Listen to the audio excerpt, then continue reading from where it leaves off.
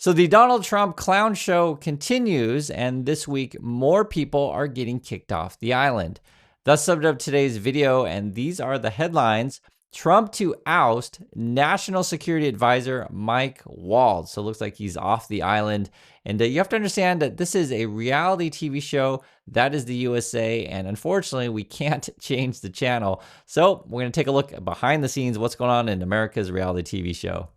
Hey! How many miles are you running today? No miles because we're at the beautiful White House, but why don't I give you a tour? Let's do it. My name is Caroline Levitt. I am from New Hampshire and I am the White House press secretary, and this is the beautiful White House. We're currently walking on what we call Pebble Beach. This is where all of the press hang out. Guys. So that's Pebble Beach, where all the press hang out at the White House. They basically all these tents up, and whenever there's news, they'll give their interviews, etc. there. And I want you to understand again, this is a reality TV show. Trump claimed his fame, got into politics, right? You guys know this. Really, really popular on The Apprentice, that TV show. And a lot of people watch The Apprentice show and they're like, oh my God, he must be a great business person because I see him on TV. And what you may not realize is that he was chosen for The Apprentice because all the really good CEOs were busy, but Donald Trump was available, and effectively they created a monster, and that's sort of what we're dealing with every day. This is the headline yesterday. Waltz and staff use Gmail for government communications. So you had the Signalgate controversy, right? Inviting the reporter to the sensitive, classified security chat, talking about military stuff. Now you got an issue with Gmail. This is what it reads. President Trump plans to replace National Security Advisor Michael Waltz, one current and one former official said. So this comes from a couple places. I saw Fox News is reporting it also. So chances are this is what's going on. It says here, this is administration's most significant foreign policy shakeup to date, as the president seeks to advance his, quote, America First agenda while managing internal divisions, staff turmoil, and serious security lapses. If you hire a clown, you get a circus, and this is what you have. Again, internal divisions, staff turmoil, and serious security lapses. Now, Waltz has a bunch of staff and aides, so there's been rumor that some of them might be going also. That's usually how this game is played, right? When you get hired, you kind of bring in your personal assistants and aides, etc., and then when you leave, you take them all with you. So the problem is that you're seeing this also over at the Pentagon too, which a bunch of people have been quitting over there, and then it was just recently reported the Department of Justice lost a whole bunch of their lawyers. Like, people are quitting en masse, people are getting fired. It is ultimate chaos. And again, this is a reality TV show. Let's see some more behind the scenes of what's going on in the reality TV show. For a second and look at this, I can't believe you get to wake up and be here every single day. Is this a dream come true for you? It is a dream come true. The White House is so beautiful, especially this time of year. That's where President Trump and the first family live. And then this is the front entrance to the West Wing. What is your roles and responsibilities at the White House? Yeah, my job is to relay the president's message and his agenda and his views and feelings to the American people. So what you have to understand here, and it depends, right, how you view this stuff, is I always say, guys, these are real people, right? They're humans. They got flaws. They got pros and cons, but they're human beings.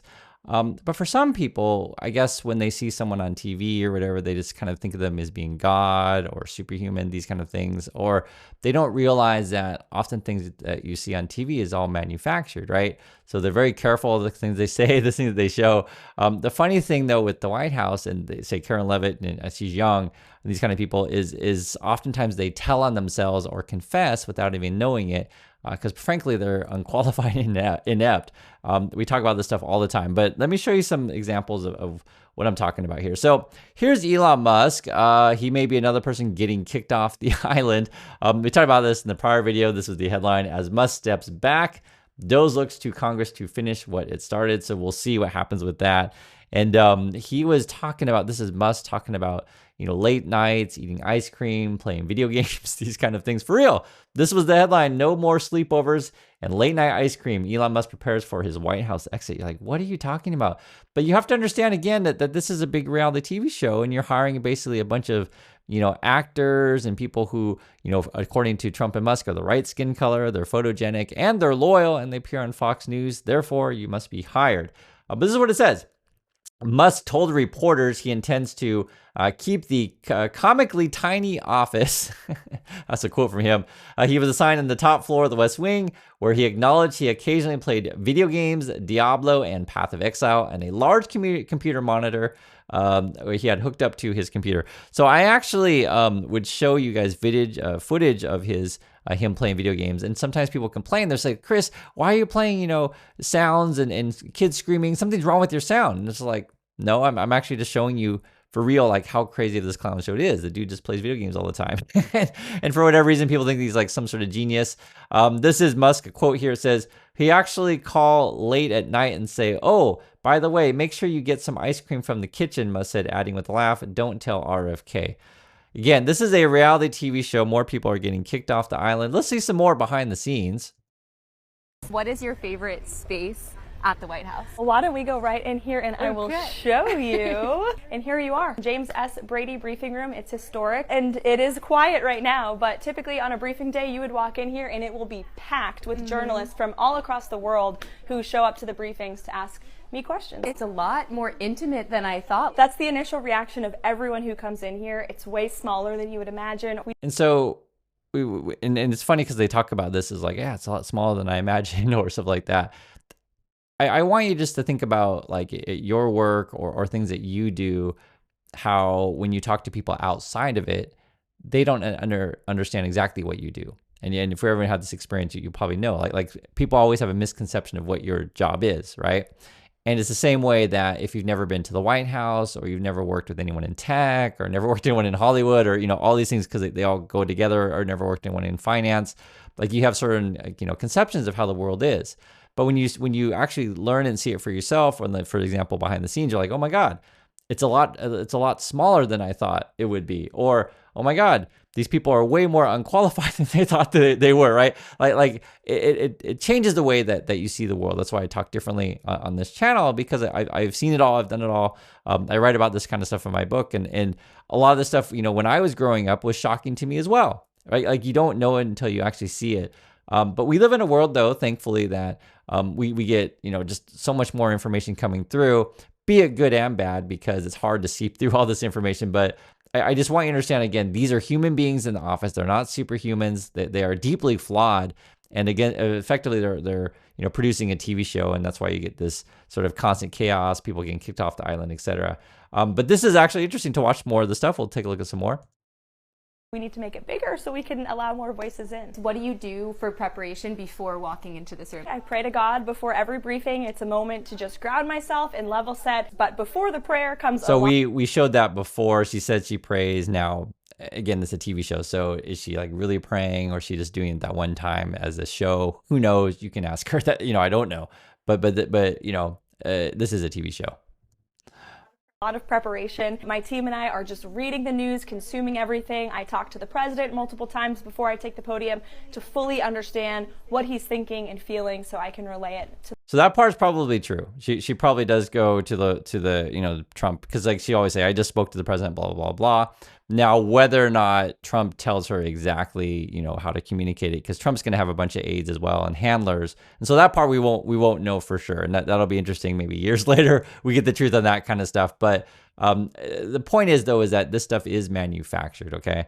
And part of how things are manufactured is, what do they want you to see and not want you to see. So for example, this is probably not news in USA. I'm going to bet this is not news in USA. This was news here in Korea, and it sounded like they tried to keep it in the down low.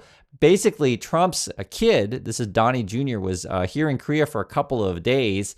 You can literally see the headline. It says, why heads of Korea's top 4 businesses skipped Trump Jr. meeting. My wife and I actually saw this at lunch. They're like, what the heck?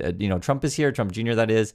He had a ton of security, and they actually tried to keep it really secret. Here's another one. South Korea executives hold private talks with Trump Jr. amid heightened U.S. ties. And this was him in the airport, and he had like a ton of security. Again, they tried to keep this on the DL. And then when you actually look through it, it was interesting. He was meeting with a like insurance company, department stores, a few tech people, meeting kids of the richie and the wealthies, and then Shinsegae, which if you guys know Korea, you would know exactly what that is. And CJ is on the list. Shinsegae is like a department store. CJ is like a major conglomerate. But I don't think Samsung. I think Samsung, LG, it was like Hyundai skipped out, like some of the bigger companies. It's who knows why. And then they even mentioned specifically in here that that it was secret. It says here, although the schedule began early and included a series of meetings throughout the day, the press saw little of either Trump Jr. or the corporate leaders he met. Their movements were tightly guarded with security measures in place to ensure that no details of their comings and goings were exposed to the public. Sources said the meetings took place in secure zone of a building, right? You can let me know what you think that means. But secure zone of a building where the Chosun Palace Hotel, Sensei Group affiliate, is located. So that was going on. And again, this is a TV show, but sometimes they want to keep stuff secret, but it's hard. Because like when you arrive at the airport, people are going to figure out who you are. And the paparazzi's like, the word gets out, etc. And then you got like this team of 30 security people. People are going to see things. Let's see some more though behind the scenes of stuff they do let you know. How far is your office from the Oval Office? Okay. It's just a few steps away if you want to come check it out. So this is the infamous blue door that we walk out of. And this is what we call lower press. This is where my incredible team sits every day. This is Liz, that's Davis, Pat. Hi, nice to meet you. We also have Harrison in here. So you can see they have an army of staff people, and basically what they're doing is they're tracking stories every day. And then they have to come up with effectively, ways to spin whatever story and then, get quote official comments, whatever that means, right? Because sometimes Trump maybe did say it, or sometimes someone wrote it for Trump, etc. But I just want you to see that this stuff is, again, behind the scenes of the TV show that is the reality TV of America. Anna and we have Kush, and they are the front lines of the White House. And from what I can tell from there, it looks like the vast majority of the staff are white. You guys can correct me if I'm wrong, but just, a quick run through, you can kind of see it for yourself. Shop. This and I know when you bring stuff up, people get upset, but I'm just telling you the truth. Like literally, you can see it. So that's it. My seat here when I was an assistant press secretary. You're good. Max, if you're not already. She's an icon. This is my office. I have obviously photos of myself with the president. You also have a picture of me, and that's my baby, my 9-month-old son. That was from our senior staff swearing-in ceremony. And then this picture here is from my first briefing. This is my fun little cork board. This is a 7th grade class from Georgia who came to visit. Their dad is one of my colleagues here in the White House, and they asked if I could go speak to the students, and they wrote me. So I want to point this out as well, and this is something that a lot of people don't know. And again, I just try to illustrate and illuminate what's going on behind the scenes. So basically, she's saying she's got a colleague, that she works with, and the colleague's kid, like was it 7th grade or something like that, brought their 7th grade class. And for the many of you might think this is innocuous, like not an important detail, but this is how the world works, right? So basically, if you're the kid of connected parents or kid of wealthy people, you have access, like literally. Your class has access to the White House because your dad works with said people, which is not unusual. But I just want to point that out because sometimes people think that, oh, well, the people on this, reality TV show or the people selected by Musk and Trump, they must be the most awesome and most qualified because that's what they told me on Fox News. But not necessarily, guys. The world doesn't really work that way. And when you see it firsthand, when you realize, oh my God, the people who get promotions aren't necessarily the best and the brightest. In fact, if you want to run the country and your company with, effectively, your kids and your cronies, you can do that. This is Howard Lutnick. This was just a couple months ago was announced. And I just want to point this stuff out in case, again, to illustrate how things are done.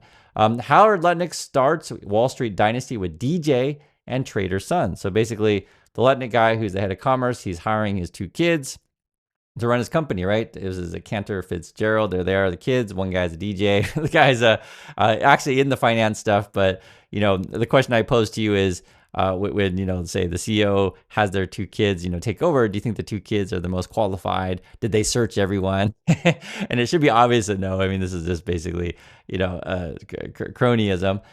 Or do you think, for example, Jen McCarthy's in this older picture of them? Do you think she just really likes these guys and just all friends, right? Like that's how this world works, right? You got enough money, you buy influence. No one really likes you necessarily. You're just there for the money, and you're not hiring people based on qualifications. You're hiring your family members. And you could say, oh, but Chris, no, they went to Stanford. Yeah, they did. I can see right there. But it also says that it sounds like they bought their way in. You can read through the stuff yourself, but if you just have to understand how this world works. So I'll read a little bit. As children, Kyle and Brandon, this is the Lutnick kids, attended the Horace Mann School, an elite private school in New York. And if you live in New York, you know exactly what this place is, where tuition fees as much as $65,000 a year. According to Bloomberg, the company also reports that Letnick Sr. Served as a trustee of the school, which has a science building named Letnick Hall. Gee, I wonder how the kids got in, right? So his dad's literally got a building named after him. The Letnick brothers went on to study at and graduate from Stanford University, California. Stanford University in California. According to Bloomberg, the brothers' parents provided, quote, major support for the university's scholarship program.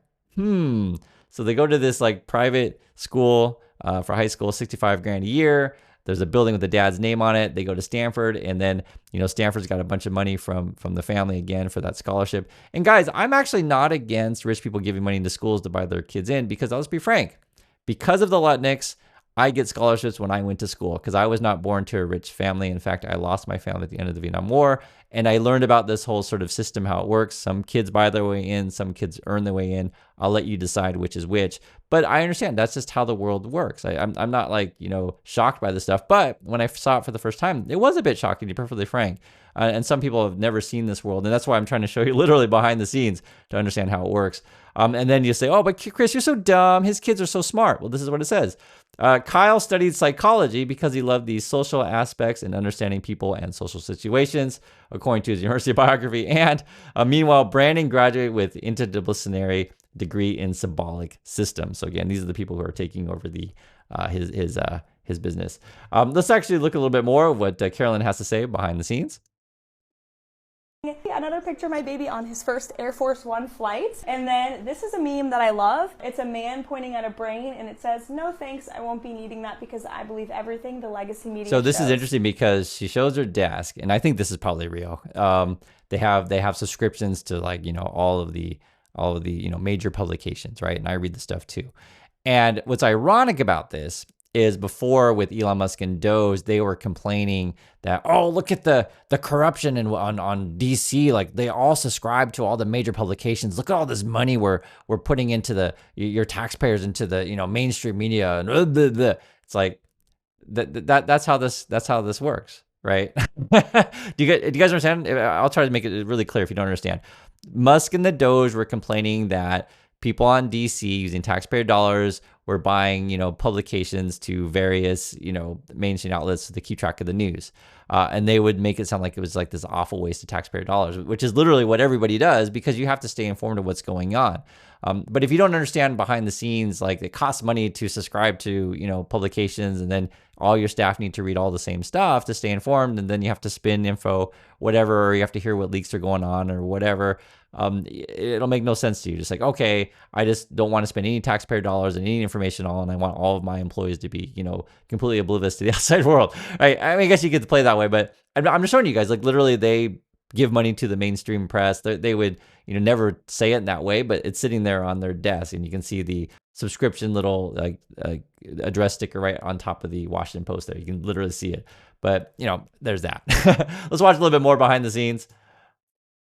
So, look, we want critical thinking around here. You started out There's more. as a You can see, like, she's got a TV screen, and it's got like multiple feeds that they watch daily, right? You can see there, it's got like 4 feeds. You literally can see it. Just want to show you guys how this works.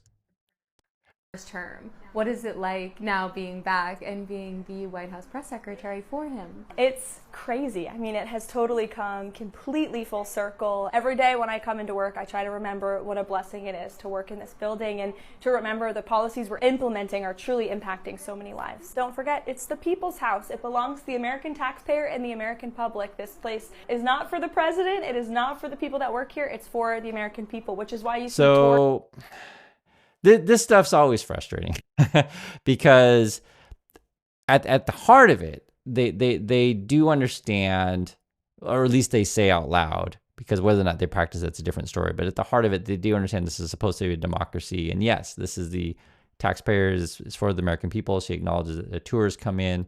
So, I mean, it's just so frustrating to watch this stuff daily, because if you put this together, like the stuff that she says in this context, and then the stuff that she'll say on the outside context, like it has kind of two different meanings to it. Meaning that when she basically lies at the, in the White House briefing room. Probably the way they'll spin it is like, well, we're here serving the American people, and the American people don't need to know all the truth, or the American people only need to know what we tell them, that kind of stuff. It's these kind of people, they have to rationalize like what they do every day. So that's why a lot of them in the Trump administration are all on whatever substances and whatnot. Whether or not Caroline's on something, I don't know. I don't know. I'll just say I don't know. I know other people in the White House definitely are and have admitted such. So but it's frustrating to see this stuff, and a lot of these things reminds me of the importance of good leadership. You put Karen Levitt with, say, someone, just whatever other president or other leader, and they mentor her the right way, she could have turned out very, very differently. Because in a positive note of Carolyn Levitt, I'll say she's probably a very loyal person, and you can spin that positive or negative, depending on which are essentially who you align yourself with. But I think she's definitely a loyalist. I would say that. Let's look at a little bit more. Almost every single day, because it belongs to all of you. What is a quote or motto that you live by? God is within her, she will not fail. Hi guys. Look who we ran into 1 week after hanging out with Patrick. We got to get you on the running show. Sure, I'm in. Yeah. We're running and talking at the same time. Yeah. You just never know who you're going to see at the White House. By the way, this is the president's So Tesla. I guess the Tesla is parked out there, and if you remember, basically, Donald Trump turned the White House into a Tesla car lot, and it's still there. You can see the red one. Which he so generously has told staff that we are allowed to drive if we wish to take it out. I haven't taken him up on the offer, but maybe I will soon. If you guys see Caroline whipping around that red Tesla, now you know whose it why. is. So we are here in the South Court Auditorium in the Eisenhower Executive Office Building. So this is interesting because first they showed you the White House press room. This is a different building, and what they've been doing in this other room is doing more like the YouTube kind of right-wing people have been invited, or your Twitter streamers, kind of people like social media kind of stuff. And what they've been also doing is inviting someone like a Tim Pool on. And if you don't know, Tim Pool took money from Russia to promote pro-Russia stories. This whole thing is, and I laugh, and it's actually not funny at all. And in fact, it's quite upsetting. I made several videos on this stuff, but I can't cry every single day. How I spend my time is I just try to tell people the truth, for those you want to hear it. But I understand. I completely get it. There's a lot of people who don't want to hear the truth. And in fact, they want to live in some fantasy land that all this stuff is real. The only thing I can say that is real and very real about the Trump people is that they're producing a TV show. They're using a lot of unqualified people, and this is the result that you get. So I do appreciate your time, everyone. Thanks for your time, and I'll catch you on the next video.